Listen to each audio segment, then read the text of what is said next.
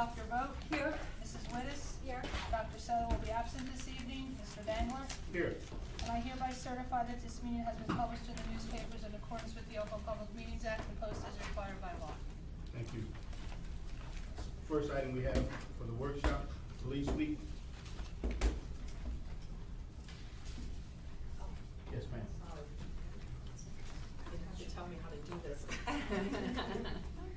Would anyone like to come sit with me? Sit with me.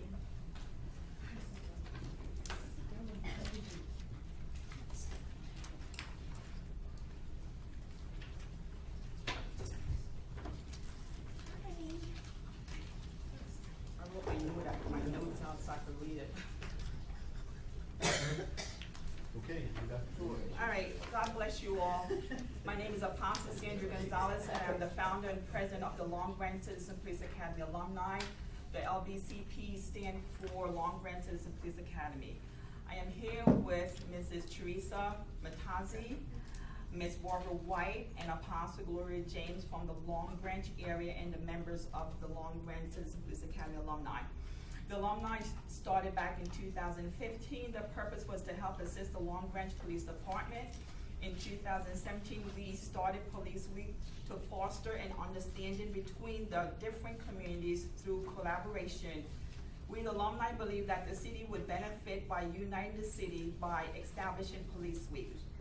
The members of the alumni are volunteers that has dedicated their time and effort and some family to support the Long Branch Police Department.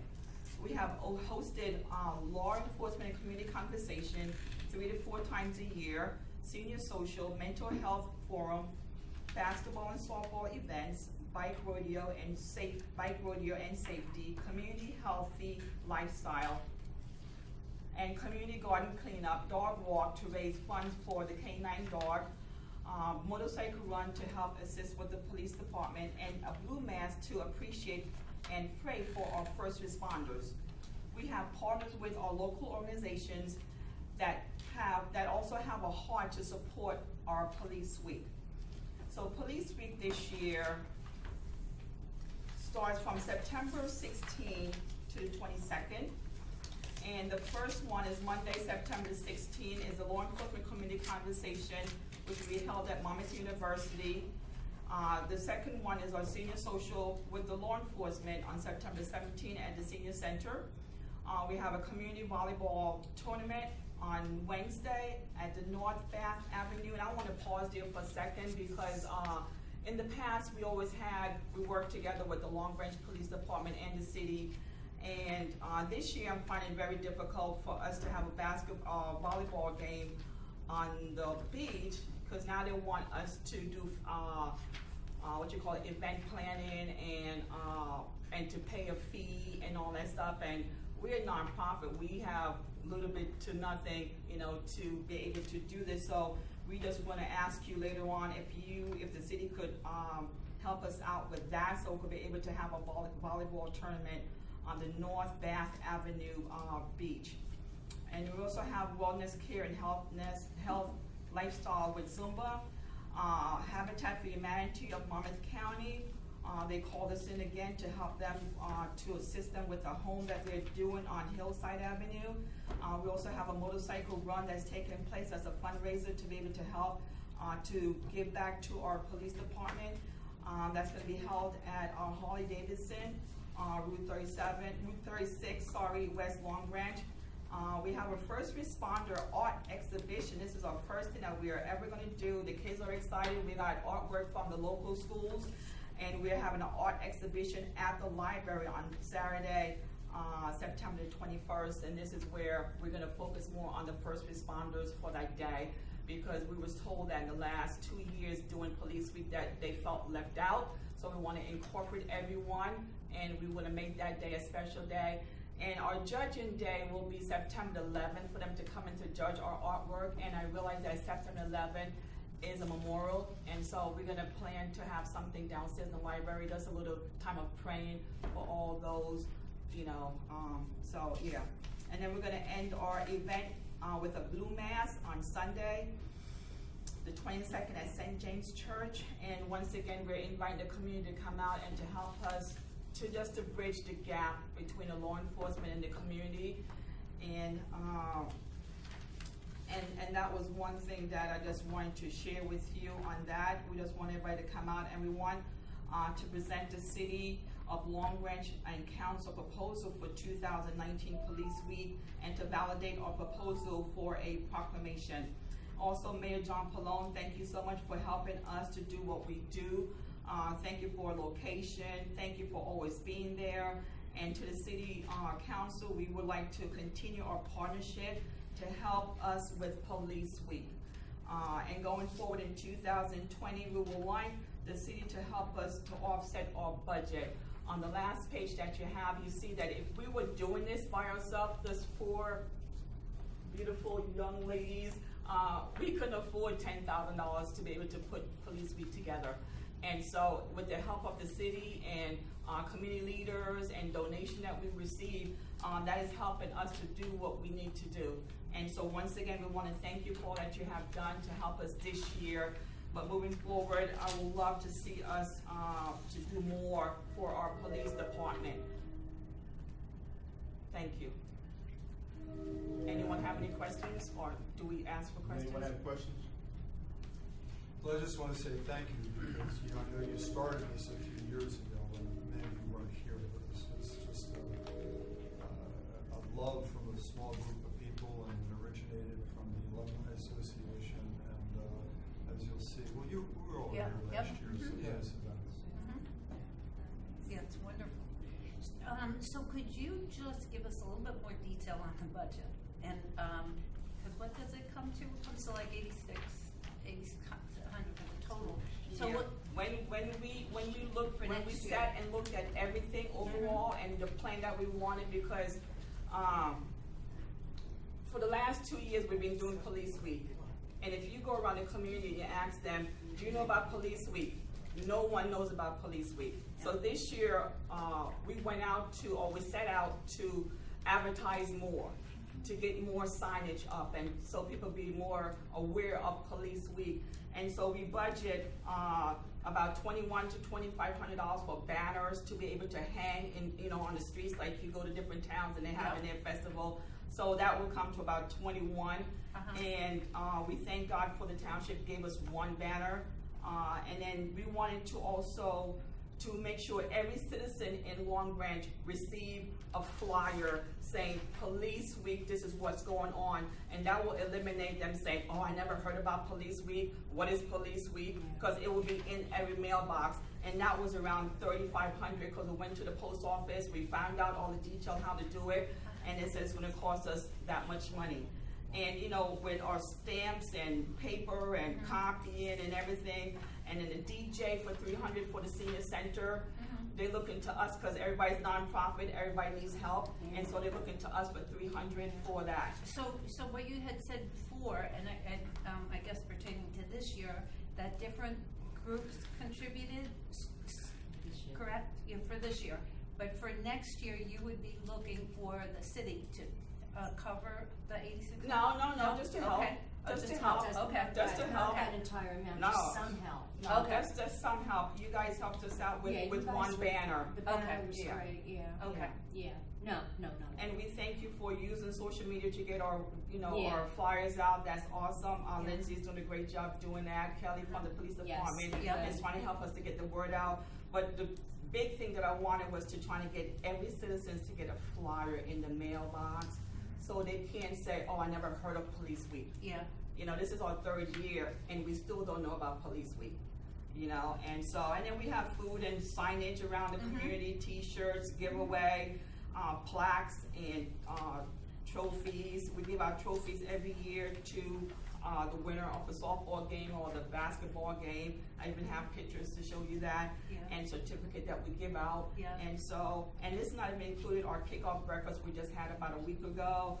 The Blue Mass dinner, all those is being donated by St. James Reach Out. Yeah. I'm just saying, if we had to do this is how much it would cost Okay. us, about Yeah. $10,000. Yeah. So we thank God for the partnership that we have in this community that's helping us to accomplish our dreams and goals. Okay. Who did you speak to about the volleyball tournament?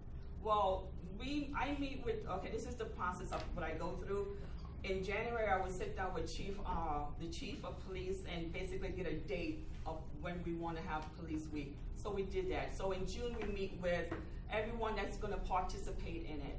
And usually in the past, we never had to pay for using the basketball or the baseball field or anything. And so this year was hit with, well, if you want to have volleyball on the beach, we have to pay the fee, we have to go through the paperwork, and even people that's in those offices is saying they never heard of this before. Why all of a sudden you have to pay when they always just volunteered, and to do that for us? Because it's a city thing, it's not just me Who was your, and alumni. Who was the contact that you, who told you that you had to, Well, I got emails and phone call from Lindsay and from Kelly saying that don't forget to do your paperwork and get your insurance and get all that. And I was like, and everything. I'm like, what are you talking about? So that's where I'm stuck at. You didn't have to do that last year with Last the year, baseball? never had to do it last year. The Long Branch Citizen, the Long Branch, that's us. The Long Branch Recreation Department partnership with us, and they take care of all that. They took care of all of our sports event. well, are you partnering with them this year? Yeah, we always do. I mean, this is what we do. We partnership All with right, the so community leaders. let's see what we can It do. shouldn't be a big deal. Yeah, I'm I just mean, asking. I Yeah. didn't hear about it, so. Yeah. Who'd you partner with? I'm sorry. The Long Range Recreation, Carl Jennings, I meet with everyone, and he was even surprised that he was told that we had to do this paperwork and come up with insurance and stuff to So, have it on I'm the- sorry, who did exactly you speak with, and who were you given this information by then? Okay, Kelly. I mean, we can talk later, Yeah, but yeah. let's see if we can work it out. Okay. I really appreciate it because we have teams from different places that wants to come in and play. Sure. And we don't have money to get insurance and, so. Is there a fee for them to play? No. It's a fun day. Come on out and have fun. Yeah. So that's the only thing that we did not publicize this really, because we didn't, we didn't finish with the volleyball tournament because Carl is waiting for me to come in from this meeting to see what we're gonna do. If someone gets hurt, who insures them? Well, nobody's gonna get hurt. We're gonna pray that nobody get hurt. Can I say something? For which event? As a Volleyball director, game. as a director of beaches, nobody came to me on this at all. I know nothing about this, okay? I don't have a problem with it at all. In the past, all they had to do was fill out a form. As far as the city of partner, there should be no fee, okay? We've done this in the past with no fee. It's the first I'm learning about the volleyball. Yeah, and I haven't heard about The it. insurance is always covered, the insurance is always asked for due to the fact that somebody could twist an ankle or anything like that. You have to. And it's makes the city very Yeah, liable yeah. on that. That's what the story with the insurance is. As far as setting up the courts and everything, I would be doing all that anyway, and this is the first I'm hearing about it. Maybe It it's was- a lack of communication here between people or something But like Stan, that. even with the insurance, it's a city-sponsored event, so aren't they covered under? Well, that was another question. That's- No, because okay. No. We Okay. can, well, is this Maybe done, I if mean, it's I'm done in concerned about teams conjunction going with from the out of city, town. we With can the talk police to Dominic department. about it. With the Yeah. police department, which Okay. is the city. Let's see what we can do. Yeah. Okay. I But really, yeah, I think- really appreciate I it. think there's some miscommunications. I think a lot of us have not I heard about it. definitely do. Yeah. If So you we'll never work heard it out. about it's Yeah, I been appreciate it. totally I thank you so much for that. Thank you. Make it And work. for your time. Thank you. I think we're going to the wrong people. No, Oh, the wrong we people come don't close. wanna put that out, but. Like, everybody's doing their job, they wanna, make sure everybody's protected and safe and so. Yeah. forth. Right, I We'll see understand what we that. can do. Yeah, Thank you. I Okay. get it. Thank you. Thank you. Thank you for listening. Thank you for the time.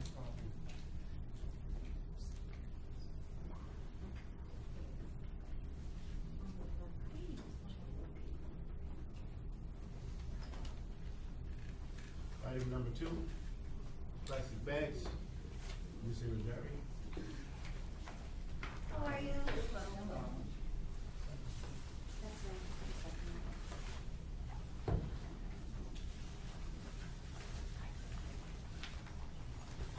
I just read copies of a proposed ordinance that has been on the agenda of the Environmental Commission for quite some time, regarding a single plastic bag ban. If you'd like to see a copy of it, I think probably Yeah, the most important for you to see. Some of the things, and the reason why it's maybe been taking this long, we've had a lot of people practically begging for it, which is amazing, because usually people are protesting you when you want to incorporate something like this into your town ordinances. But what we've been seeing in this space is a lot of other municipalities already have their plastic ban ordinance in place, and based off of the wording and certain things that may have been overlooked, there are other problems that have arose from those ordinances. So we've kind of just been watching, and we really wanted to propose something that was smart, so to try to avoid a lot of the pitfalls that the earlier ordinances fell into.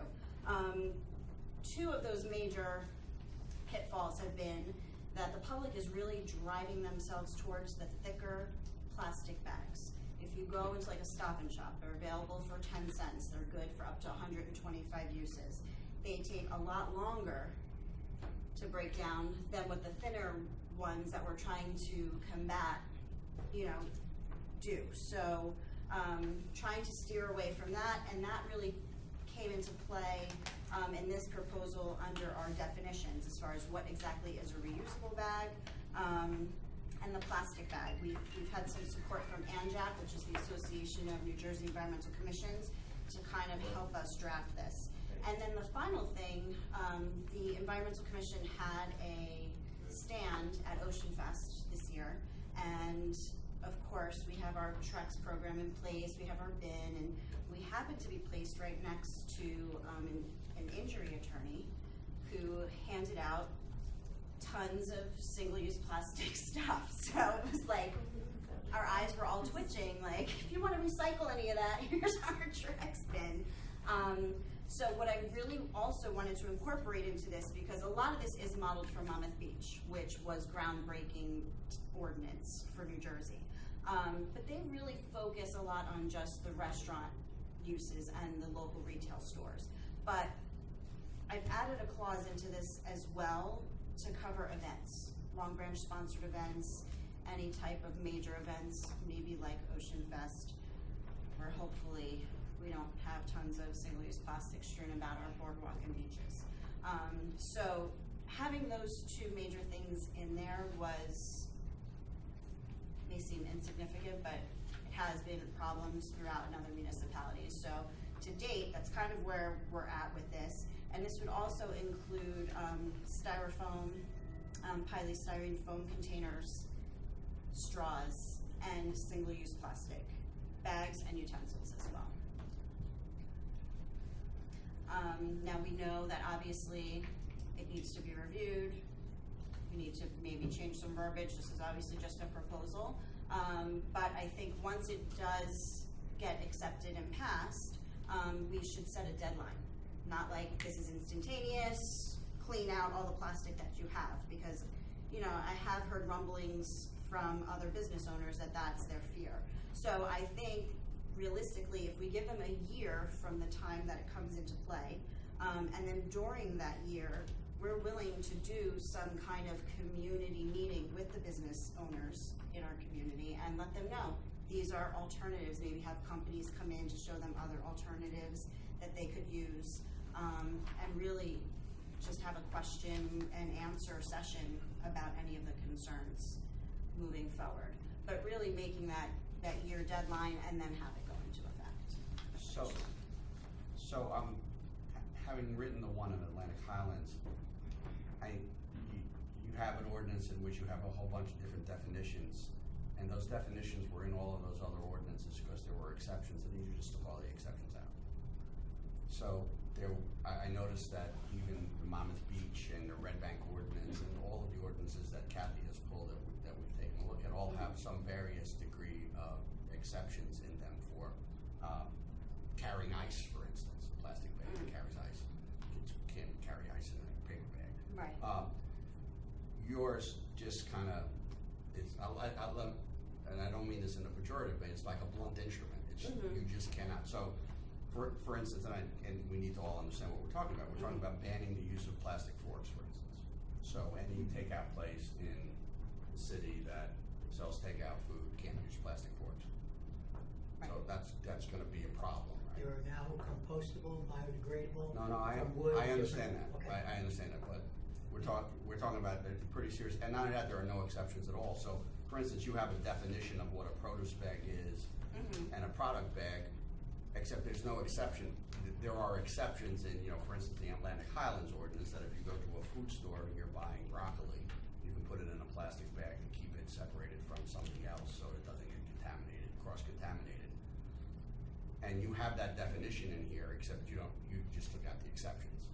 So your ordinance has none of the exceptions in it. Well, the main exception that stood out, because again, this is heavily modeled off of Monmouth Beach with a few moving parts from other ordinances. The main exception that Monmouth Beach had that we kind of all talked about was for selling bait. So that is probably the main exception that's in this proposal. For selling what? Bait. Bait. But Monmouth Beach doesn't have a bait store. Right, that was their But exception. they have that exception just in case one does open, and that could happen very easily. As it could in Long Branch. In Long Branch, the TAC watermen, they sell their squid frozen in plastic, and that would be an exception. But It's so not in what- your ordinance, I understand.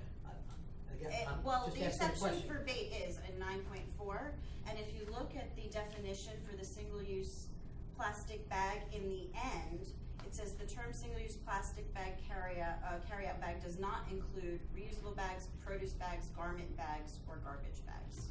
So maybe So I can there's- take a look at it, so I think, yeah. I'm familiar, because I've drafted a few of these ordinances, so we can start by working with yours and then kind of work with it there. My impression is that these are very different from town to town because of, Pier Villages and then Monmouth Beach. So Monmouth Beach is a very different, the number of Much easier takeout to restaurants. manage. They don't have, the beach at Monmouth Beach is 2 beach clubs. It's something fundamentally different. So I'd like to, so we'll look at it in terms of those things, because it's easy to say, well, there are differences, but we don't know what the costs are, and we want to try to get to where we want to get as best as we can, but there's I've ways done a lot of to- sourcing on biodegradables and that, and their prices are very, very close now, even compared to Kirkland stuff that's sold at Costco. One of the things that may be an issue with the events too is not only did the group next to us have a lot of plastic stuff, but when we walked down to the food courts to take a look, there were only 1, maybe 2 that were using paper. One was a donut shop, and I think they were putting French fries. Remember the old red and white checkered paper? Everybody's seen those when they were a kid. So there are ways around that. But as you said, with the price, originally when we talked about just banning straws, I was looking at a restaurant in Toronto where they use 1.5 million straws a year, and the difference between plastic straws and paper straws is $35,000. It's a lot of money. You can have a couple extra employees.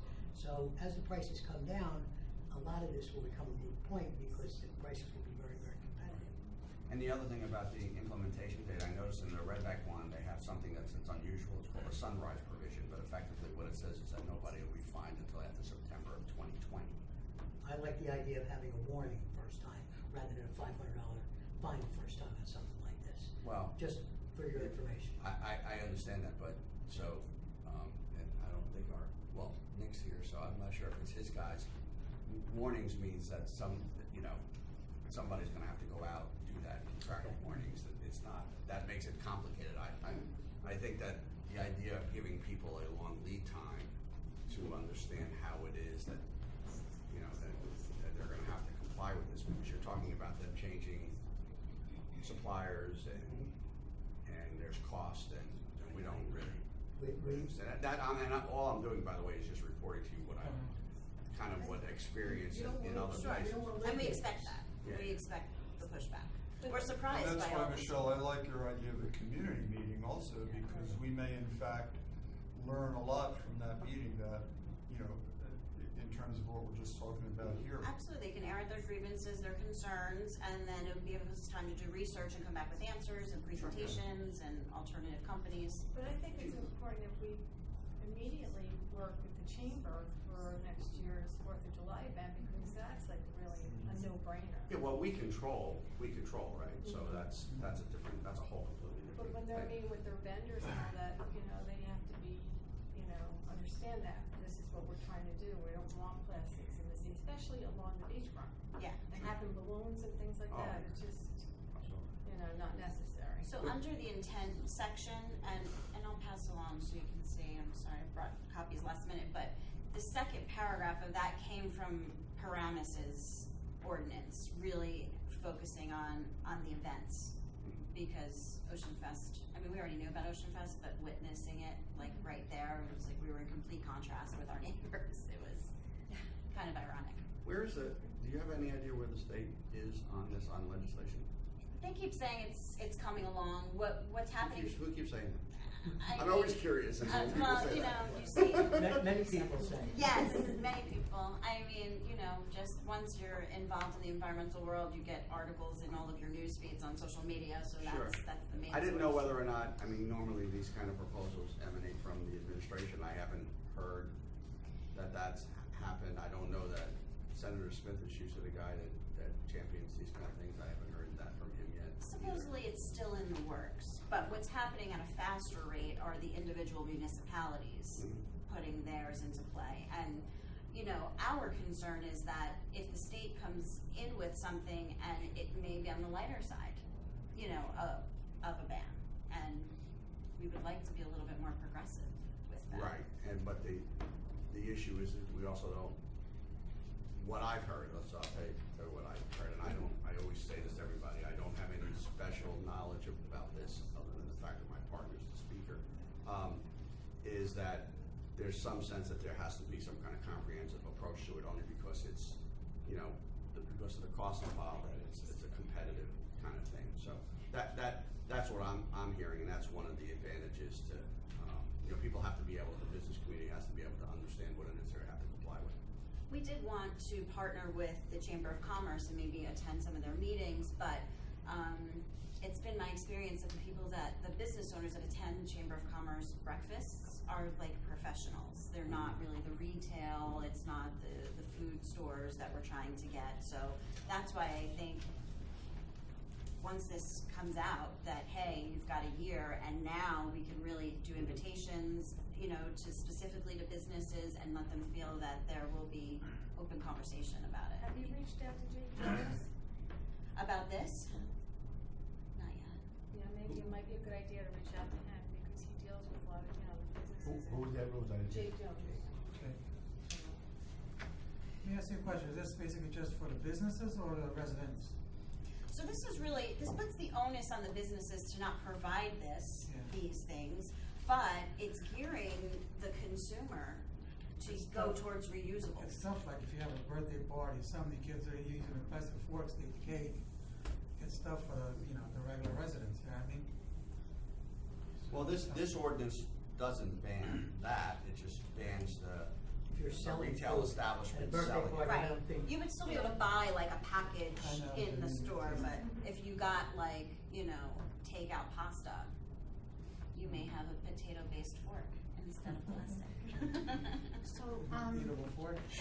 Yes, that's your dessert. So two things. One is the process moving forward, and how do we make this a collaborative kind of approach? Because we have a group of dedicated people who put a lot of time into a sample. And I think we all agree, I mean, this is just one sample out of 100 of them. Absolutely. And we could probably discuss every single line in it. But Lou, I like... don't think he would let us do that. He's just saying. Yeah, like rather than let me take this and I'll go in my corner and I'll read stuff and then I'll give it back to you and then you'll go in your corner and you'll do that. I'm making the assumption that we all agree on the same final product, that we want something to be done about plastics. We just don't know the details of it. So the community meeting and then also the discussion, so we understand it from the legal perspective and all the things that you're bringing up, that it's a collaborative effort all the way through. So I think the simplest way to do it is, I'll just, before you guys leave, I'll just give you a copy of my card. You can send me contact information. I'll take a look at this. I'll kind of tinker with it a little bit. I'll send you a red line of it, and we'll start to see if we can work what we think is To refine what makes one. sense. Yeah, what we can come up with. Okay. I'll take a look at what it is the state's doing, and the only reason I ask that is because it may be, if we know what the state, kind of the direction they're going, maybe there's things in the state law that we want to include so we get ahead of them a little bit, then it's easier for us to do it. And then we'll identify kind of the policy issues, right? The policy issues are gonna be, when do you want it to go into effect? We're gonna have to talk to whoever, we're gonna have to decide, or the mayor's gonna have to decide initially, you know, who in the city is going to be the enforcing agent of this. Because that's the other thing you'll learn about municipalities, is that who enforces it in Atlantic Highlands and Monmouth Beach may be different than the person here. And then we can, you know, identify those issues. Council will make those calls. Those are, you know, kind of council calls, and then we'll go from there. I think that's the way we do it, and we try to get something that makes sense. Because we're not reinventing the wheel here. I mean, there's a very small universe of the changes between the 24 ordinances that I've seen have been very small. Was there any pushback in Atlantic Highlands? Or did it just went through Diesel, Red Bank did recently? Yeah, I don't think, Yesterday. I'll check and see. Carol Berlin from my office is the borough attorney there, so I'll check and see whether or not they've had, I had to check and see when it was that it went into effect, because, you know, you'd like to see a summer season to find out. Yeah, it went into effect at the beginning of this year, so they probably had a whole season of it. Now, was that full-on single-use plastic, or was it only straws? No, it was full-on Okay. single use. Like I said, if you send me contact, I'll send you copies of some that we have, so that you could see what we did. But yeah, like I said, it's very similar to your ordinance, except it has a list of the exceptions are delineated a little bit more. Not anything out of the ordinary, but I don't think. So just my. How does this affect the shop rate, fine rate? It affects it in a big way. I mean, but the trickle-down effect is that the overwhelming positive end result is a lot less plastic into our ocean. So, you know, you're not gonna have people in line, and it's a constant, like manufacturing line spitting out plastic bags into the environment. So there will be no more plastic bags. It's, you come in and you have to use reusable. You have Or to get reusable. paper bags. Or paper.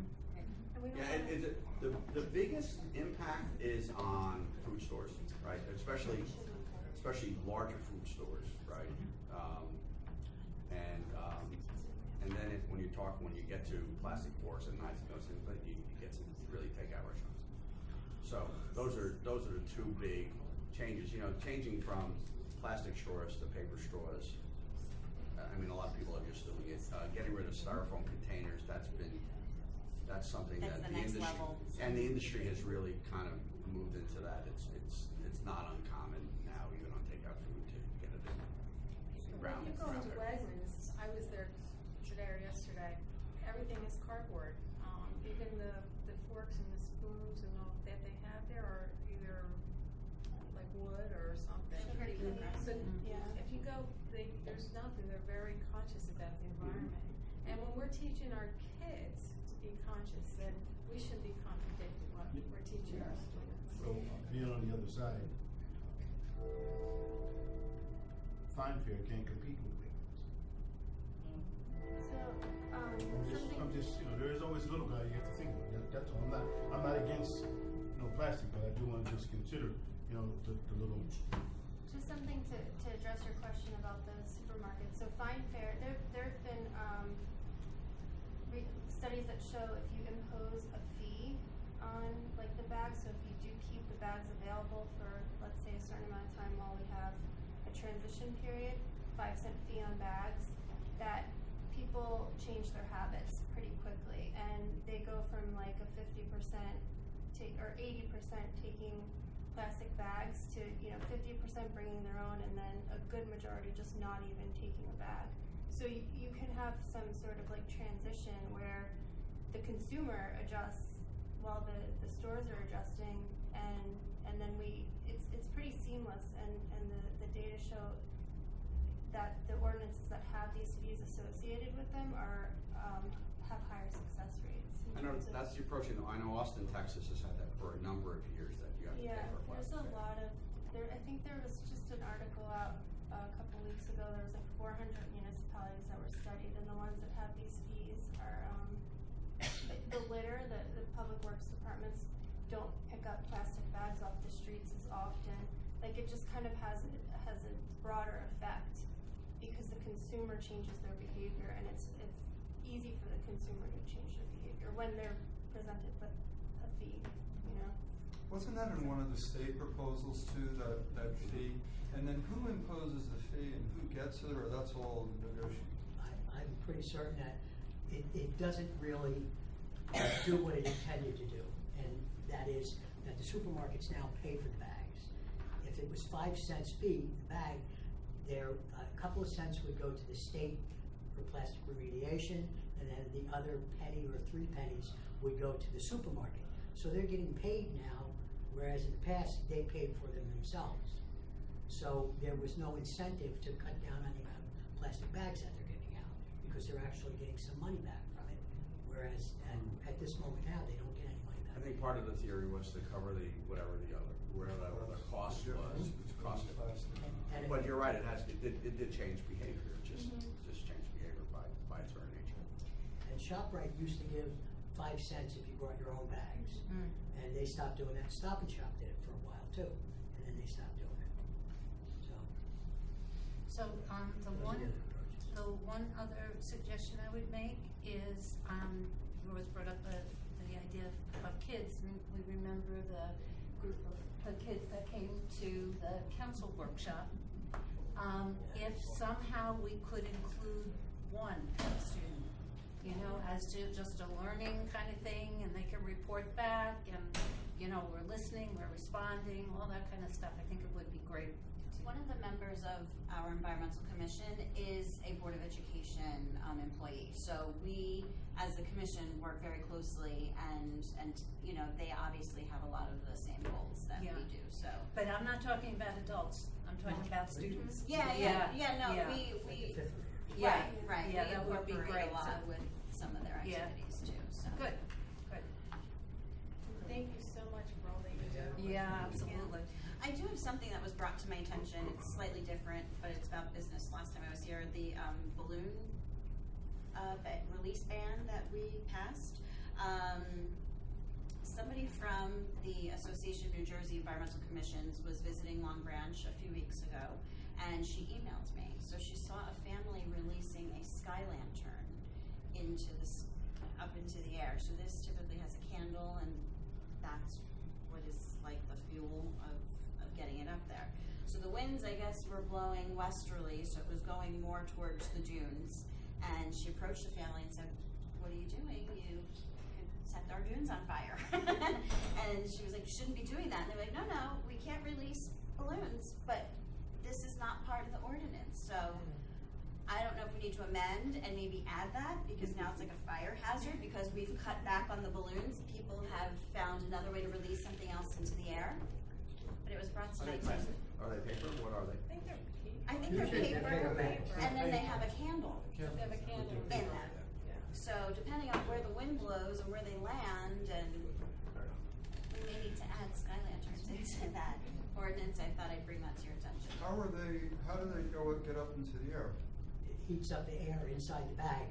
Bag's upside down. It's like a balloon. It's like you a know, hot air like a balloon. hot air balloon. Big surprise. They And go it up just pretty flies. high too. Yeah. Yeah. So that's a danger, because if it wasn't some dry, you're right, and the candle's burning. So I was congratulated that they knew about the balloon release ban, but how the human mind. So just like almost, actually, it's a perfect example. If we do enforce this and do the fee, people are going to think of how else can I use this. You know, the human mind will figure it out. So just something to bring to your attention. We may need to add that into sky lanterns. Before you leave and while you're here, I just wanted to thank the Environmental Commission, for the filtered water installation, and for, I guess it was community development and Stan's group for putting it in. Yes. And I also want to thank Rich and his group, Surfers Environmental Alliance, because we're passing a resolution today that his group is funding, and it's not cheap, to chill that that water system, which, so thank you. Rich. We're very happy to work with the city. I think, well, I don't know that all of you know, but I know you do. And again, we're just thrilled to be able to do this. And I see you guys at different events that we help sponsor, and the city has been a great partner. And Rich had asked if there's a difference between the cold and not cold water. And I said, well, if you're purchasing it, there's a big difference. You're right. It took about 30 seconds to get the okay. But the reality is there really is, if you think about it, right? If you think of, Right. And again, we continue to want to work with the city into the future. And as long as I'm executive director, we'll have a good presence in the city. And also the beach access lines. Yes, too. they're beautiful. Yeah. Oh yeah, Yeah. we're making a nice list together, and again, we're going to do some planting of cone flowers and some other things. We got an ANJEC grant for that. That'll be done along the boardwalk, and we're working on a lot of different things. And if you all have anything that seems to be outside of the budget of the city, and it has anything to do with the oceanfront, I answer anybody's calls, and we'd be happy to help if we can. Road paving. Thank you. Sorry? Road paving. Oh, yeah.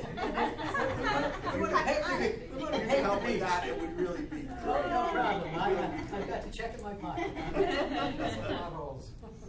The only other thing before you leave, and I don't want to overstep my boundaries, is that, we do have one property owner that owns a lot of places, obviously, that are right on the beach at Pier Village. They could kind of, with a stroke of the pen, get Pier Village to do all of their people to do that. Have you had any luck trying to meet with them, or have you tried to meet with them? Well, actually, the children, when they did their no straw policy, went around to a lot, mainly in Pier Village, and there were all, but the individual restaurant owners. So there was 2 restaurants that agreed to not automatically hand out plastic straws, and I think one of them is no longer there. I'm just saying that maybe we can put them in management. Yeah, with management Yeah. of, because This was there's a one lot of of turnover, and like I said, it'd be pretty easy for them to make as part of their lease that if you have takeout that you can do X, Y, or Z. Right. And that would be a huge, they're right there, right? If they take out a plastic bag at Stewart's and walking right across the street to the beach, it's not going anywhere other than that. Right, exactly. And part of the Environmental Commission budget, what we try to do is, we buy reusable grocery bags, we buy water bottles, and, at all of our events, we try to at least give freebies for people to at least get a starter kit going. The introduction would be appreciated, so. Yeah, No, it really would be appreciated. So if you guys can do that, that'd be wonderful. Just so everyone knows, the lanterns, I was contacted by someone watching here tonight. It never stops. The lanterns violate the Uniform Fire Code from the state. I thought so. So they're prohibited. So they're banned already? They're already, okay. Yeah, they violate the You fire can make a code. citizen's arrest next Yes. We better get a fire marshal there to do it. It's more responsibility. I kind of figured that, Yeah. but I figured I'd bring it to your attention anyway. People are watching. Nice. That's a good sign. Yeah. That's really cool. Thank you. Good. Thank you so much. Thank you. Thank you. Send me your contact information, and I'll get you like kind of on a group list, and I'll get you Item number 3, capital budget. Mr. Martin. Thank you. Every year we do a capital program, which we buy larger items that don't go into the operating budget, and we bond money to pay for them. These are the recommendations and suggestions from the different departments. I hope you all received an email with most of the backup for all these items. I don't know, do you want to go over them one by one, or do you want to ask questions, or how would you like to approach it? Probably go one by one. Go one by one, okay. For the police department, the court security they need a new metal detector. Apparently the current one is failing, and the AOC has recommended that we replace it. The chief is recommending body-worn cameras for the officers. we're applying for a grant for that also to help offset some of the costs. And 2 traffic lights, we adopted a program to just upgrade the old traffic lights in town. We've been doing 2 a year for the last couple of years, and it's just a continuation of that program for traffic signals, intersections and walkways and stuff like that. A lot of the stuff that we have is out of date and can't get parts for it. So Traffic lights? Traffic lights and the buttons and the signs, intersection, all the lights in the intersection. Do you know where these 2 are located? I talked to Lieutenant Shirley a short while ago, and he has a whole list of intersections, but he said actually the 2 that he had in mind, it changed because we just had an accident, and we have to replace some equipment. So, and what he's trying to do, as Mike said, is get a basic maintenance program every year, do 2 of them. He said primarily all of our traffic lights are about 30 years old, so not to do them all in one fell swoop, but to start doing them as we go along. So I think that's a moving target right now as to exactly which ones they would be. They'll have to do an assessment on the condition and see which are in the most need of replacement. On the body cams, I have a question about that. How many do we have now? And how old are they? Do we have any? We do have some. I know there are some. I know some of the specialists. We have Captain Rizzuto's here. The quote that is in the package is for 65 new units, but how widespread is the usage now, Captain? We've been rolling them in incrementally. Right now, the Class 2 specials wear them, and then specialized uses them as needed. We were waiting until the state issued a memorandum on how they're supposed to be used, and then they kind of backed off on it. We're for it. We think it's a great idea. So we would like to see them issued to all the officers. So we're phasing them in as quickly as we can afford them. So we're testing them, and the technology is always changing, so we didn't want to go ahead and buy a lot of them that would be obsolete next year. So we're testing the ones we have to see if the next generation is going to be something we want to go for. So essentially boiled down, we want them for the whole department. And we're rolling them in slowly, watching the legislation and the mandates coming down from the AG's office and the state as to their use.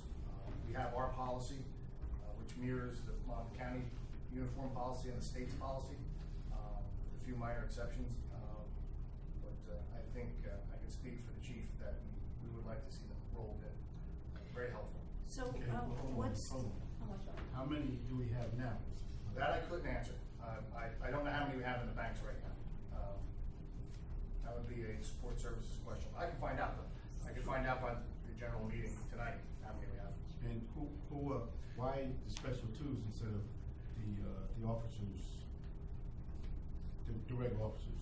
Because we've been rolling them out slowly, and right now the Class 2s some of them don't have the computers in the cars, or they don't have the dash mounted. So essentially, if you don't have a dash mounted camera, you're going to be wearing a body worn. So some officers do, but most officers have the dash mounted cameras and the audio recorder. Some of the specials don't have that available to them, so they augment it with the body worn. UEZ currently doesn't have the computers in their car, so they wear the body worn. So if you don't have some sort of a recording system, we push you towards the wearing of the body worn. and what's the status with the grants, and how much might the grant be able to cover? That's a support service question. I can have the answer by the main meeting. I got another update from outside the room. All right. We have 30 now, and this would give us 95, so everybody. Who do you have in there? Some of us know. It would be the whole department would be covered. There's 30 in existence now. Okay. And 65 would get you everybody. That'd be all your sworn, and then I imagine that I don't think you'd be wearing a body cam, the chief, or some of the administrative officers, but this would cover the whole department. Was this 102,000? Is this a part of the budget that we already approved? Or this is No. something totally different? This is for the new capital New capital. improvement bond. How will that affect the tax rate? How will the total number affects the tax rate, not just that 100,000? It'll become part of our debt service, depending on how long we go out for financing and the rate we get. It'll become part of our debt service number that we finance every year. Is the, Mike, is the 5% in the budget? 5% down payments in the budget. So the 190,795, so you've appropriated in the budget that money? Okay. So, but when you borrow that, the whatever the number is, 3.6 million, then in next year's budget, you would have to then budget whatever the debt service is. Correct. Mike, it might be helpful, like for the last 2 years, what was appropriated in capital for 18 and 17, just as a reference to this? It's about the same or varied somewhat? It was a little less. It was a little less, between 2.5 and 3 million, I think, last 2 years. And the year before? That's an average, like 2.8. Off the top of my head, I don't know. Are we aggressively going after these grants? Always. It's good. It's a good answer. Have we gotten a good number of them? But the reason I'm asking is if there's a grant out there, fine. But if I already have the 102,000, I'm just using that for an example, or the 220, the 250 for the 2 traffic lights, we are appropriating for it, then I really don't have to worry about writing the grant for it. Well, we're not looking for a grant for the traffic lights. I just use it for an example. I don't want to. I'm not just only the talking cameras. about the. I think the grant for the camera's already been submitted, so we're just waiting to hear back whether we got it or not. So the word's done on it. So, just my view, it's hard for me to say get this and don't get that, because I don't have any context and, all of the reasoning behind it.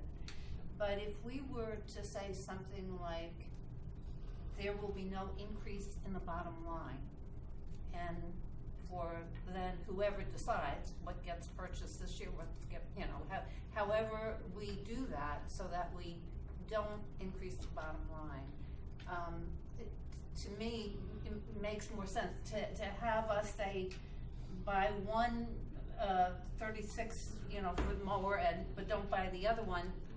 I can't advise you on that, but I can say that this administration feels very strongly about controlling costs. So if we can keep the capital budget at the same level it was last year, then there's some rationale for it.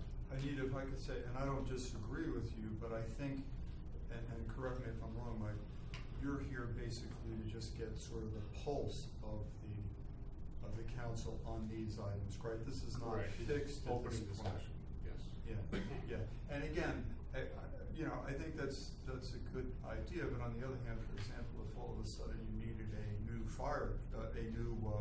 garbage truck, let's say, for example, you may still have to get it. Right. But I think we all understand. Yeah, that. but I mean, if we had as a guideline, on something like this where it's, we have some room for discretion here, then to the greatest extent possible, let's hold to what And that's why I mentioned I wanted you us. to be aware of what was spent for the last Yeah, couple of yep, years yep. by comparison.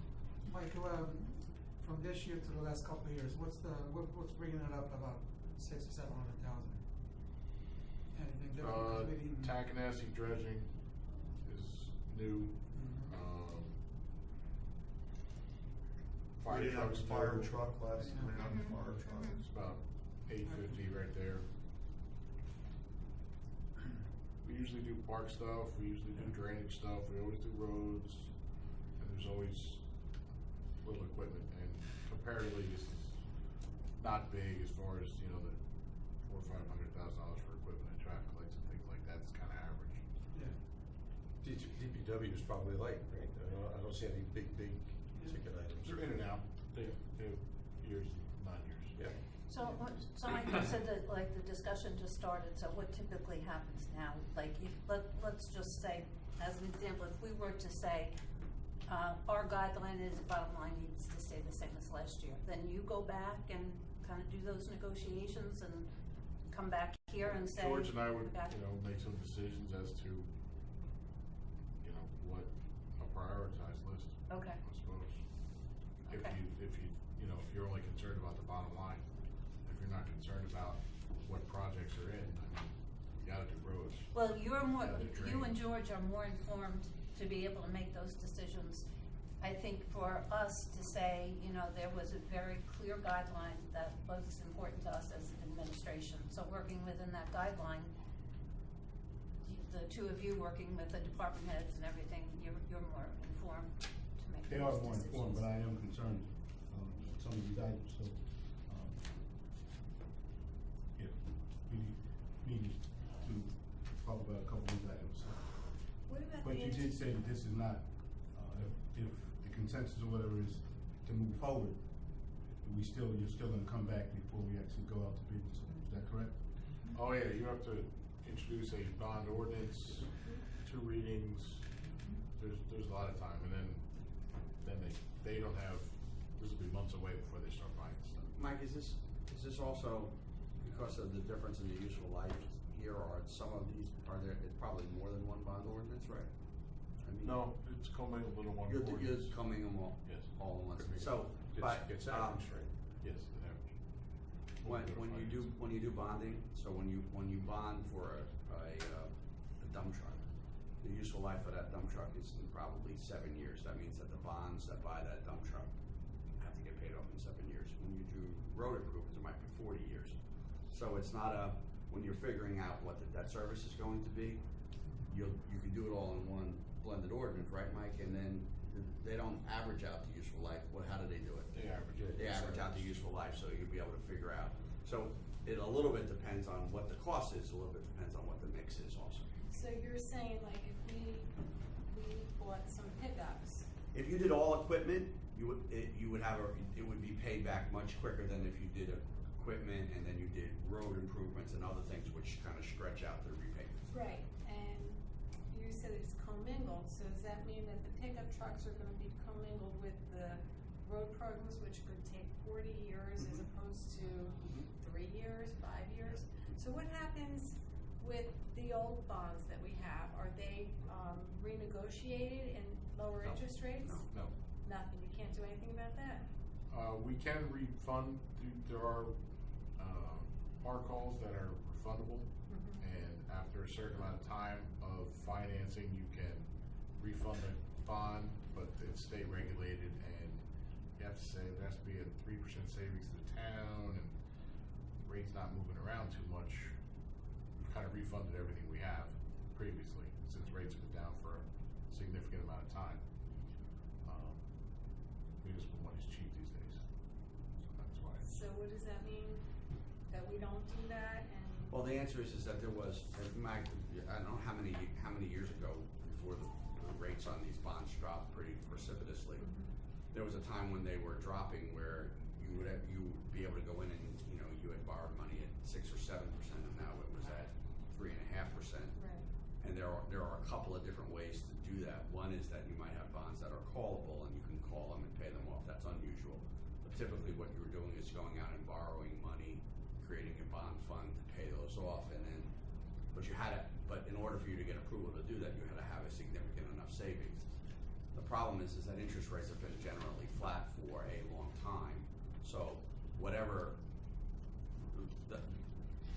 those would have been done a long time ago. So now you're really dealing with bonds that are all either have already been recalled and refinanced. It's not like interest rates are, well, in your own world, it's not like interest rates have dropped in the last year that you could go and refinance your house. They've been 3% for 8 years, so everybody who's going to refinanced a long time ago. And what about the terms of these bonds? Are they negotiated? The length? Yeah. Like, I mean, do we The really length is have? established by Set. the useful life of the things you're Yeah, set by statute. Right, so, I mean, does it make sense to commingle these bonds or to do them separately? I Well, mean, it creates consistency, right? More than likely, if you stand by that, the length of the bonds will be consistent.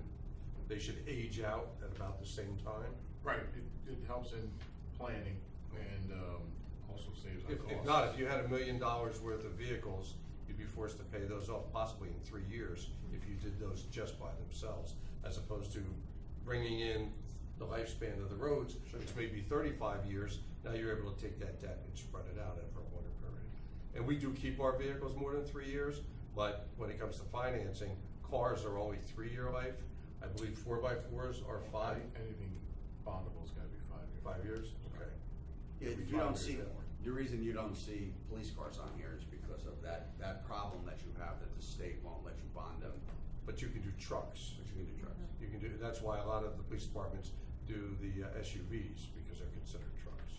And, We've been paying interest on vehicles though for a very long time, that's my point. To me, that's a lot of money. well, it's relatively cheap, but the other theory about it is this, is that if you buy a dump truck and you're gonna use it for 15 years, if you were to pay it off in 5 years, that means the taxpayers today are gonna pay off in 5 years, something that taxpayers over the next 15 years are going to use. It's the same reason with road improvements. The reason you don't pay all of your road improvements out of cash is because taxpayers over the next 50 years are gonna use those roads, but you burden the taxpayers this year with paying for them. Actually, So- with your police cars, you're doing lease purchases anyway. Correct. Through the Cranford Co-op, so those are 3-year deals. You pay off 1/3 per year and then you own it outright. It's a lease purchase. You'll see the DPW vehicles, these trucks will go 15, 20 years. If you ride through DPW, you got some They have some trucks. old trucks. Yeah, Sure. there's some old ones, but they get a lot of life out of it. They go, Yeah.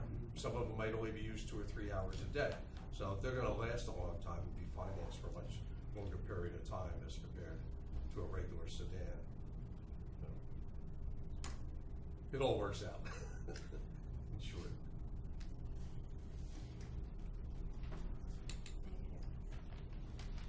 Any other questions for Mr. Martin? So what's the next step?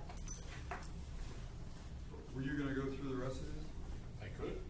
Why don't we? DPW, gas pumps at our DPW facility are failing and in need of replacement. And, just the pumps itself, not the tanks, which is a whole nother different can of worms. We're gonna try and just do the pumps and the canopy at this stage, and we estimate that to be around $100,000. Stan's got a list of vehicles and tractors and mowers and things that he wants to get. Total cost estimated around $235,000. This isn't on your list. This was actually presented to me today. The City Hall roof is leaking. I don't know if George, you know more about this. City Hall engineering. In some of my earlier discussions with Stan, we talked about the condition of the building. If you're here during rainstorms, and you don't have to look far to see all the infiltration of the water. And we thought it was a good idea before we start tackling the walls of the building to get the top of it secure. And that's a regular occurrence. We have garbage cans throughout the building catching water that comes in. So we have an architect on staff that gave us a proposal to do the study, evaluate it, create documents, and go out to bid and do construction oversight. So we wanted to take that first step and get working on stopping the damage that we're getting from the roof here. We don't have a price on the roof, so that would have to come later, that bonding, if we come up with a dollar figure to do it. But we wanted to take the first step and at least see what we're actually dealing with and have an evaluation of the roof done. And what's that amount for us then? It's $46,500 for the evaluation, design, engineering. Where is that? Is that on your Okay, sheet? no, he here? said it's No, not that on. was a Oh, late it's not on entry. I the sheet. apologize for that. Yeah, so, George, is what you're saying, because this building really should look better, wait a minute. Go ahead. So is what is there a master plan of, we're doing this, this is a sequence, and we're gonna do this so that in 2 years, this building is gonna look like it should look? Well, I don't think it'll happen in 2 years. Well, It's you gonna be an know, I'm expensive making that up. proposition. I'm- But, yeah, I went through this in my prior job. We spent 10 years planning renovations for our building. They're still working on it there now, because they couldn't come to an agreement on what format it should take place. But here, I don't think it's about rearranging or adding on to the building. It's about getting it into a decent shape. The problems where I came from were logistical as far as square footage and how the building is configured. But in my short time here, I've witnessed water pouring in. Right, we all have. I've We all witnessed have. water So in the Detective Bureau. If I make it, a perfect example would be the HVAC system, okay? So Yeah. we knew that that was gonna be about Mike, jump in if I'm wrong, we knew that was gonna be about $1 million project. Kathy could attest, as I could, you would walk into the council chamber and it'd be Right. freezing or it'd be hot or whatever. Yeah. So at some point, you have to pull the trigger. So am I right? And I think in this case, when there are garbage cans around and leaking, and you saw in the council chambers standard screws and they're fixing from the leak. So these things are like, look in the hallway, they're popping up, so we kind of fix them. I understand all that, and that we all have seen it and experienced it, and know that the building needs kind of an overall master plan of how do we make City Hall look like a City Hall that we can be proud of, you know? And so the idea of, you know, that the HVAC thing, that's an immediate thing, we need to take care of that. What's next? What's next? What's next? So we know in the capital plan to expect that, you know, next year we're gonna see this because we planned for it. That's what I'm saying. Do we have such a plan? We haven't gone that far, and I talked to Stan, I talked about the overall condition of the building. I've talked to our department heads.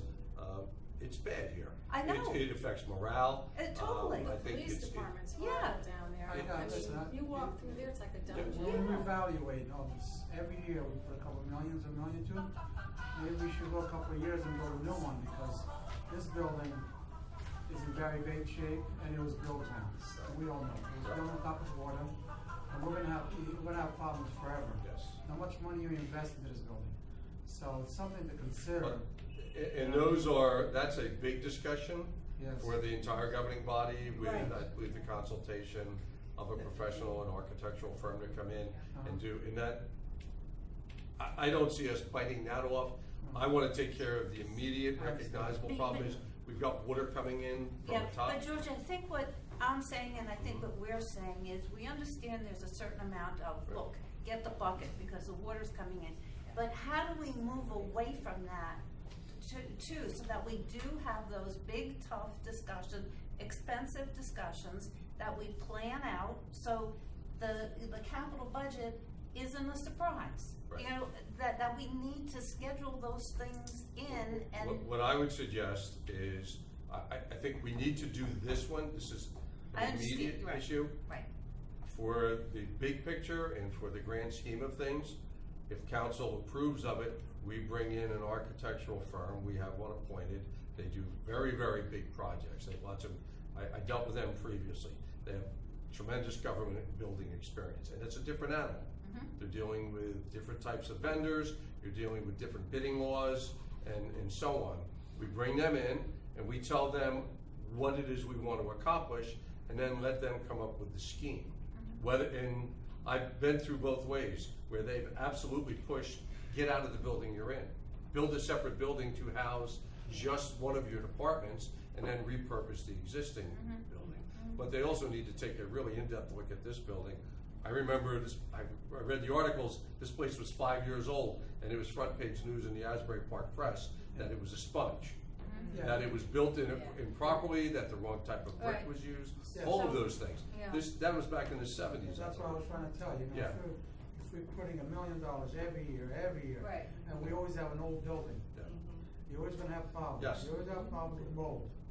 I mean, maybe we better go a different route. Yes, and it's, I would bring in a professional to evaluate the building and give you your A, B, and C choices. So- And with a general price tag attached there too. Right. Okay, you really wanna bite off $35 or $40 million for a new building. Yeah.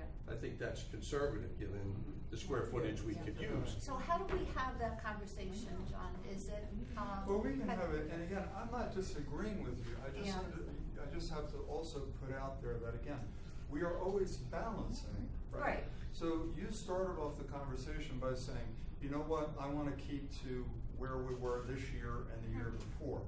So, you know, again, I'm not speaking for myself, this was presented to council, that we always knew that we were gonna need a new HVAC system, which I think ultimately cost, what, Mike? 1.5 million after it was all said and done. So, I mean, we knew that. I mean, anybody who was living here, you know, working here knew that. So at some point, again, I guess the decision, again, I don't know, I was over there. At some point, the decision was made, well, look, we just have to bite the bullet and do it, you know? So, again, I think, like I said, it's always, you know, it's always a balance. I think George is right, that if there's an immediate issue here, that leaking wasn't, I don't remember that leaking as being as severe in the past, so we have to address it. I think what I'm saying, I'm gonna say what we're saying is, we understand there's a balance. It seems like most of our thinking is in the immediate knee jerk, because guess what, the water's coming through. So like how, for us to start to move to the more strategic, longer term planning, that's all that I'm saying. So how, I mean, I don't know how that is done. If you had done a study, would they be able to tell you all the deficiencies in the building? I've been through this. They came in, they told us the deficiencies of the building.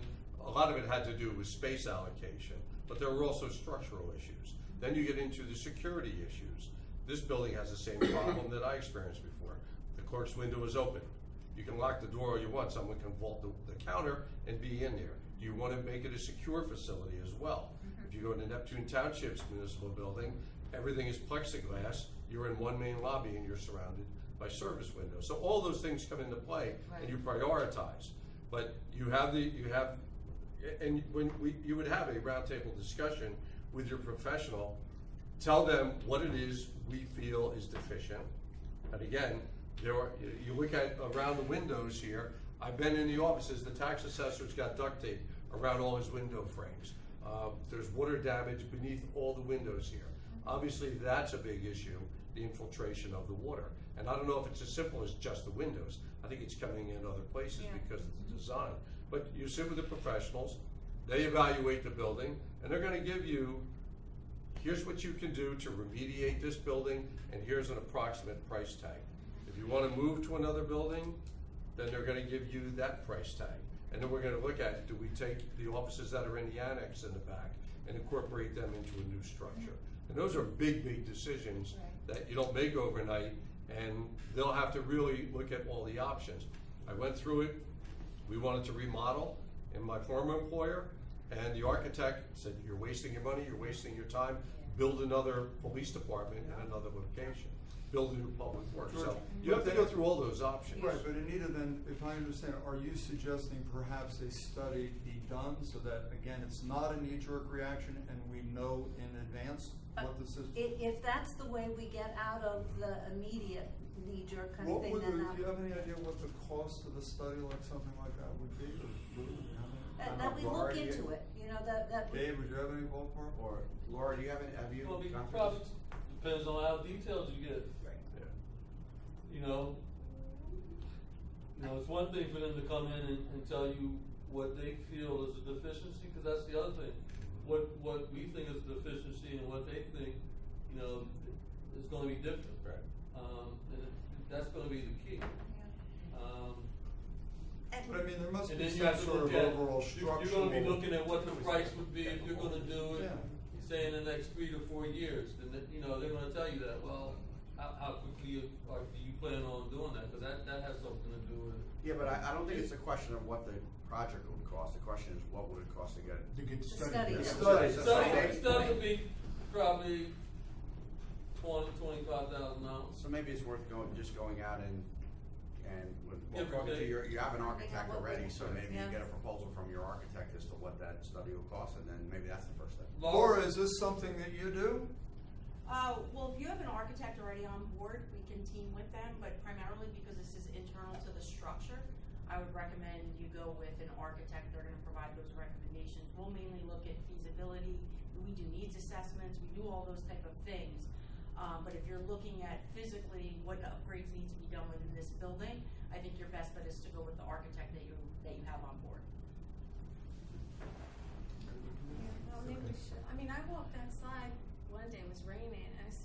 hose coming outside from the police Oh, it's all department. the time, It's and all the time. there's a severe rain, it's all the time. They have 2 pumps down in the entryway there. Having an inch or two of water down there apparently is not an unusual occurrence. It's like a regular occurrence when it rains. So have flooding. And I mean, it's not It's not a good environment to work in, not healthy either. No, I'm no, it's sure not there's healthy. mold and everything else down there. All right. All right. That's what we got. I'm sure that, no, just, Anything else, Mr. Martin?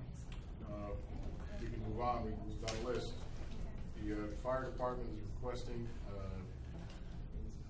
in previous years, the fire department's come in and said, we need a fire truck, or we need 2 fire trucks. And they're $1 million at a clip. So I said to them, I go, look, you guys know when you're gonna have to replace your equipment or upgrade your equipment in advance. You gotta let us know so we can start, in a sense, budgeting for it, so we can borrow a little bit each year, so we don't get hit with $1 million or $1.5 million truck in 1 year, and it wipes out our capital program if we wanna stay within a guideline. So, they expect they're gonna need a truck in a year or two, and they requested around $400,000 to be put aside for a future vehicle. So that's the fire truck. Down to engineering or drainage program that we have been continuing for the past several years. But Jerry Frieda has indicated, we're prioritizing down a list, and these are the 2 or 3. yeah, I have the quotes from Avakian, and it's drainage improvement for Garfield Avenue, from 3rd Avenue to 2nd Avenue, and I've been on site with Jerry and with Stan Zubin. I rely on Stan to identify the areas in need here, in concert with our engineering staff. And also Harrison Street from Branchport Avenue to Washington Street. How about Lombard Avenue? Has anybody driven down there in a rainstorm lately? I did today. It's pretty amazing. Did you bring your boat? Those are proven. No, I had an SUV, and I went early. But these were the ones that were identified for now. I know the list is endless. From what I'm gathering in my time here is, we've got old infrastructure, and we're trying to knock off. What's that? So, if I may, again, in 2012, for the first time, a comprehensive drainage program, I shouldn't say program, but identifying all the drainage problems in the city. And by the way, Laura, if you don't have that, I don't know who has it, but, and I think they identified about somewhere between 40 and 50 places that could need it. And then it was a question of, okay, some of them were literally $1 million projects, others were relatively small. In the last, 6 or 7 years, they've addressed quite a few that they haven't before. And again, Mike, jump in if I'm right. So I think for the last couple of years, the road improvement drainage has been around $2 million, right? Combination of, yes. Yeah. So there's been sort of an attempt to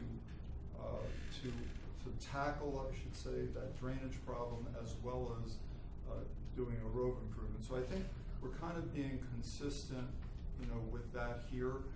It's a discussion about how those roads are chosen and the projects and so forth, and I think we can still talk about that. But again, this is like I said, this drainage platform didn't really exist prior to 2012. And I'm assuming that they're still working off that and what we know. They did a study, and the road improvements, we try to, if I'm not mistaken, do 7 or 8 roads or whatever we can, and where they're needed, spread them around, and So what's the story about Long Branch Avenue? Like, why wasn't that like I said, I wouldn't know. initially? I mean, it's bad down there. And you have police. That drainage and things was being addressed with that development over there. They were gonna do a significant amount of drainage improvement along with the Ocean Gate development. So they're gonna address the issue? That was included in their original development. There's a significant contribution of offsite improvements there. Which is drainage and receiving and things like that, so. Where you're talking about that new project? Ocean Gate. Yeah, because some of that on Whitmer, there's no drainage at all. It just sits there. There's no drainage at all. That was part of the project, was to create a drainage thing. So, but Long Branch Avenue is included in that whole I believe it's things there. project? portion of. I don't know for sure, Russ, because some of these things are all interconnected. You know what I mean? These drainage issues start at one place and cause the flooding elsewhere. And so We recently had I a can't answer. flooding I don't know issue that we can answer that. that was exactly. linked back to a blockage in the gas company property from Yeah. 2 blocks away. Right. The water finds its way, and then it hit an obstruction, so our people, actually, we're waiting for a response from the gas company to allow us to go in to just clear that creek. But because it's the gas company property, we have to get their permission.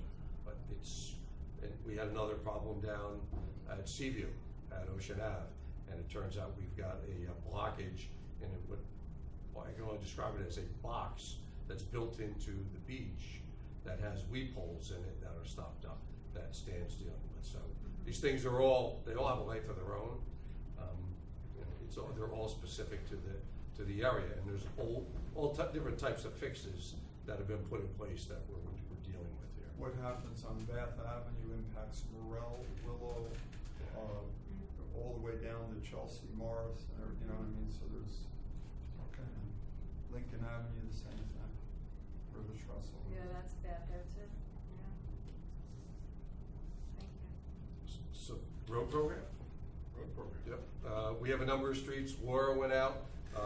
We had some streets that were priced out by our former engineer, and Laura did a review of all of that. She rode the streets with Stan about a week or so ago.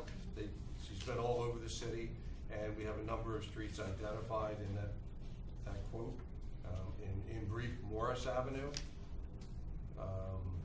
2 sections of Morris Avenue. We have Chelsea Avenue, Hillside Avenue, pardon me for thumbing through here, North and South Lake Drive, West Hillsdale. and West Hillsdale. So got a pretty good selection of roads there, all for basically mill and pave. That's correct. Some curb work. Yes. Anything else you want to add? Miscellaneous concrete work, Okay. and then overall mill and overlay. Is that road, Laura, is that road and curbing as well, or just?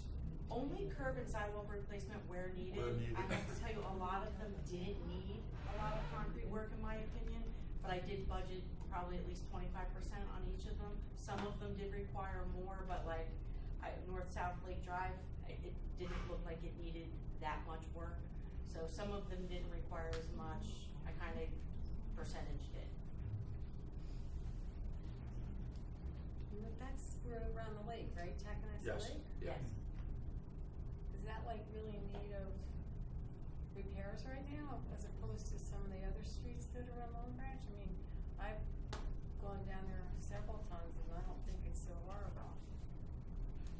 But Based on Atlantic Avenue. yeah, go down Atlantic Ave, well, that's a county road, right? So they have to deal with that? Like, how do we prioritize what roads really need to be done first? That's usually done by Stan and the engineer. I mean, I'd ask the same question. I think it's usually Stan. What we hear from people, constant complaints about a particular road and so forth, and then I think how we can sort of use the money most efficiently to either combine some things or go to all different neighborhoods. Would that be fair to say, Laura? Yes. I just don't, I think there's some streets that are, can we like hold off on that list and reevaluate it a little bit? Sure. I just think there's other streets that need more work than some of the ones you just mentioned to us. I think that's just a price tag, right? I mean, we could shift that around any way you wanted to, if you wanted to. Shift it, you could also add alternates, like Yeah. if you found one to be needing work more. The one thing is budgetarily, when you start to look at worse roads, sometimes they're better candidates for grant submissions, Right. like local aid or municipal aid grants, just because you're at least gonna get money towards the improvements. The other thing to consider is whether or not infrastructure, drainage upgrades, stuff like that is needed, because they tend to add substantially to the price cost. I'm gonna take my bike and go around out here. Okay, you guys are all familiar with the Jackson Woods project. We applied for a grant. I think we were awarded the grant, and this is our share, $240,000. And Taconic, Lake Drive,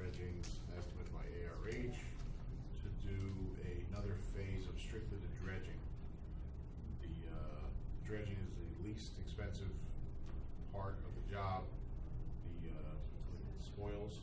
Right, getting rid of the spoils. Will be placed out and dried, and then there'll be another expense to dispose of it, which is more expensive than the dredging itself usually. And just so you know, that does not directly correlate to what was, the cleanup there at the front lake there. Back in, what was it, 2013 or 14, we did the first section. We dredged where the stone hut is from Norwood to wherever. And then it was always supposed to be a three-stage project, right? So they started the hut and then moving. The Norwood Avenue was done, I think, back in 2013, 14. Then we put all the sediment, we reinforced the banks. Right, it has to dry for, I believe, 2 years, or it has to sit, the spoils. They were able to identify a city-owned parcel, put the spoils there, let them dry. What's that? On Hoey, near the there's trestle. a lot there. And then use those to reinforce and rebuild the banks. We don't have that luxury this time around, so we would have to actually get rid of the spoils. So that's where the big cost would come through. As far as the dredging, that would be a shared service with Monmouth County. They can do this. They're doing it all over. They did the last one, right? They did, yes. Yeah. And I'm sure at a much reduced rate compared to a private contractor. I know the water comes from I know beyond Monmouth University. Do you know how Comes far? through the Whale Pond Creek. All the way to Ocean Township from what I It goes all the way to understand. Tinton Falls at least. Oh, it goes that far? Yeah, Whale Pond is into Tinton Falls. Right, it comes from Tinton Falls, goes through the back of Industrial Way, west in Eatontown, works its way through some county property. That's why when Faith Teitelbaum comes around, she's involved in all of those municipalities with the watershed group that she has. Oh, okay. So we're the unlucky end of the line We for got all the of end it. of it. So it's bringing sediment all with it. Yeah. So, it's about $3.8 million altogether. We put 5% down payment, you borrow the rest, that's usually how these are funded. Again, this is a working document strictly for discussion purposes at this point. I will get you a history of the last 5 years of capital ordinances and bond ordinances that we've done, just to give you a gauge of what we've previously spent. And, discuss amongst yourselves, and we can put it on for discussion next meeting if you want to talk more about it. But it will take time to produce an ordinance and adopt an ordinance. So what's our timeline like that we need to get this completed by? Well, you guys give me the go-ahead and finalize the projects. Next meeting, I'm gonna introduce the ordinance. Meeting after that, we'll adopt it, and it's 20 days after that, before we start buying anything. So you're looking at a month, 2 months, Yeah. 2 months after you say go. And the road program is usually a year behind. We're just starting our 2018 program now. That's the way these normally roll. Okay. Because you don't do it during the winter, once the money's secured. By the time you do that, the weather's not conducive. And so it just asking, will we go ahead and just start to look at what a study of this building would be, or what are we going to do with that? Are we going to do anything with it, or? It's at your pleasure, quite frankly. Yeah. We Get proposals. Actually, we have more than one architect appointed on our staff. We can get the general concept. We would have to have a meeting, really, to give them all the same information as to what we're looking to do, and then they can draft proposals and give us their price, what it would take to do the evaluation. Okay. I'm sorry, I'm so persnickety. How are we going to make that happen? Who's taking the lead on this? George. Okay. We'll get a proposal on. Okay, great. I've dealt with the architect that the city currently has. There's another one that actually I'm gonna have a conversation with, a representative. But I've been through a very similar process with them before. Okay, good. Thank you. Okay. Anything else? Mark? That's all I have, thank you. Any other questions?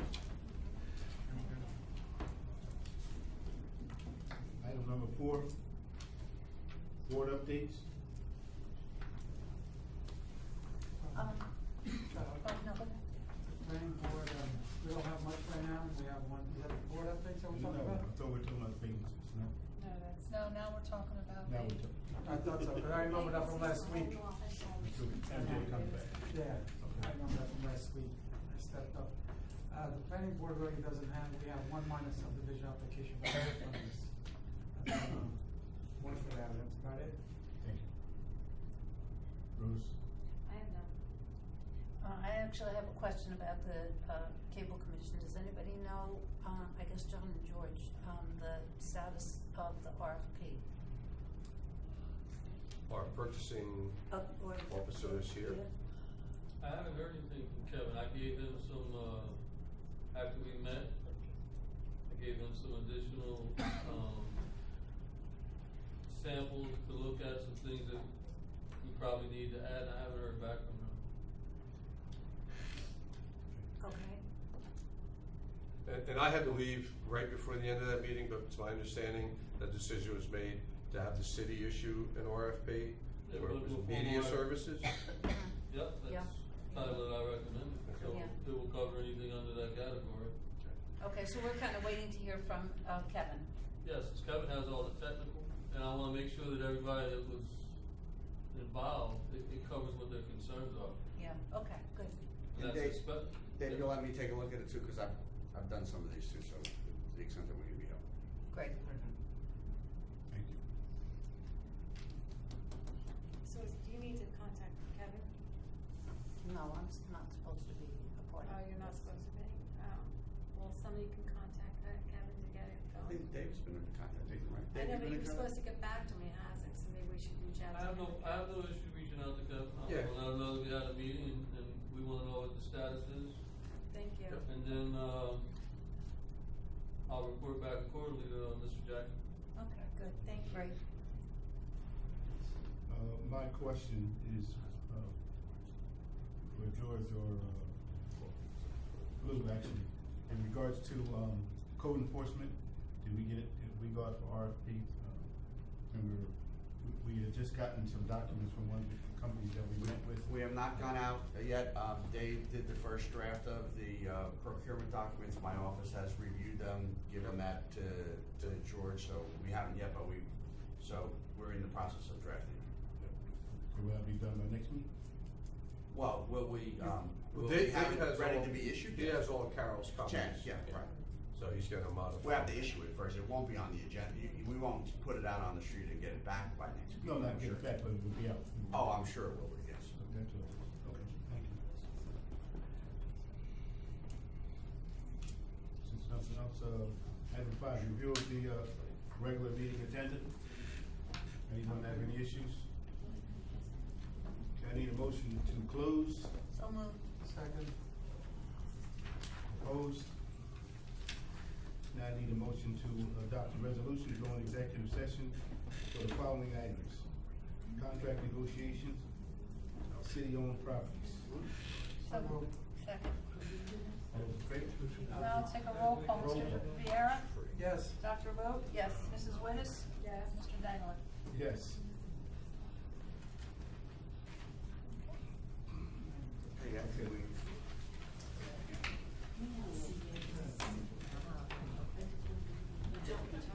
I don't believe so. Oh, I mean, You want my card? I'll leave it. Come down. how much did you want? You don't have